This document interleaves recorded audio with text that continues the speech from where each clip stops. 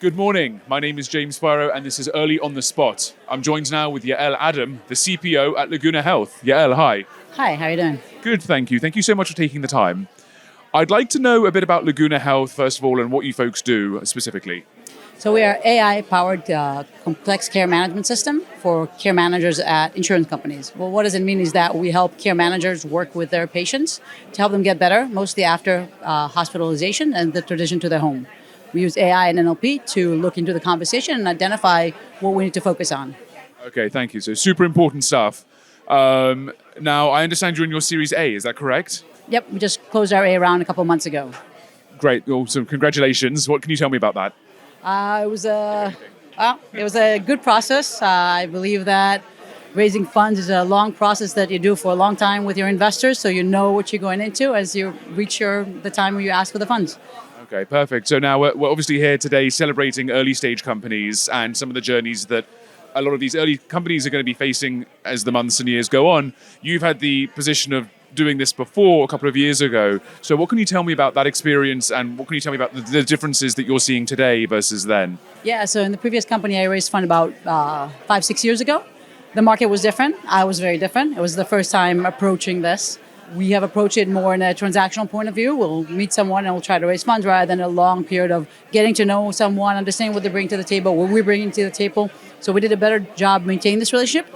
Also have a much better perspective of how it's supposed to look like, how long it takes, when to get frustrated, when to know it's part of the process, which helped a lot in managing this.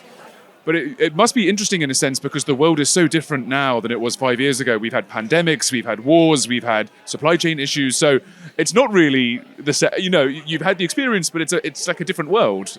Yeah, and I think specifically in digital health, the world did not have as many digital health innovation 5-6 years ago. There were a lot of educating the investors. There was a lot less investors that are focused fully on digital health. Digital health investors understand the challenges in digital health in general. The time to market, the time for revenue is different than a regular SaaS or B2C companies. So this has been much nicer to be able to speak to someone who understands what we go through. Okay, and so you mentioned a change between, the companies that are looking for funding. What about the investors that are giving that money? What are the changes that you've seen from them this time versus last time? So again, they know digital health. They know how long it takes to make it to $1 million ARR. They know who we need to talk to. They can do DD from the insurance point of view. They have the right relationship. In my first fundraising, I remember talking to an investor in Israel, told him we were working with self-insured employers. And he's like, well, what does that mean? So we had to do a lot of work getting them to get the entire understanding of the market and what the incentives are. In digital health, incentives of the payers are a big influence on if you're able to sell your business or not.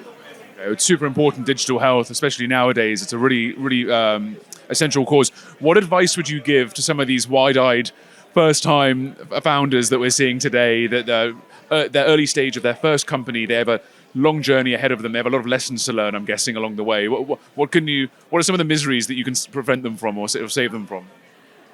And some of the things to look forward to as well, not just negative. Yeah. No, there's both misery and joy in building a company. I think that you need to get to know your investor, and it's a symbiotic relationship. You need to get value from them. And when I approached the investor the first time, I felt like I needed to just check that I'm good for them, not the vice versa. But the investor needs to be a good fit for the company, not just as much as the company to be a good fit for the investor. Okay, amazing. Thank you, Yael. Congratulations with the funding from a few months ago, and best of luck with it all going forward. Thank you. Cheers.